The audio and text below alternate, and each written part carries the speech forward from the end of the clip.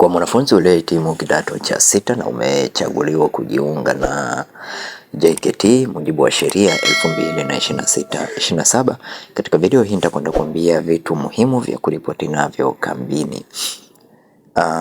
Vitu ambavyo unatakiwa kuwa navyo ni bukta ya rangi ya dark blue yenye mpira kiunoni ambao ni elastic iliyo na mfuko mmoja nyuma, urefu inayoishia magotini isiyo na zipu, tisheti ya rangi ya kijani, raba za michezo zenye rangi ya kijani au blue, shuka mbili za kulalia zenye rangi ya blue bahari, socks ndefu za rangi nyeusi, nguo za kuzuia baridi kwa waliopangiwa mikoa yenye baridi, tracksuit ya rangi ya kijani au blue.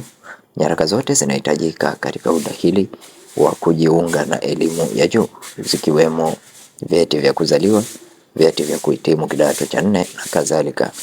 Ni pia utatakiwa kuwa na nauli ya kwenda kuripoti makambini na kurudi nyumbani. Orodha kamili ya majina ya vijana hao, makambi ya JKT waliopangiwa, maeneo makambi hayo yalipo na vifaa vinavyotakiwa kwenda navyo vinapatikana kupitia tovuti ya JKT ambayo ni www.jkt.mil.tz. Kwa hiyo hakikisha kama umechaguliwa umeandaa vitu hivyo ili uweze kuripoti navyo katika kambi ambayo umeweza kupangiwa. Na kwa wewe ambaye ni mara yako ya kwanza kuingia katika channel hii ya Feaboy, bonyeza neno subscribe, like video hii na share video hii kwa wengine wengi zaidi. Tukutane tena katika video inayofuata.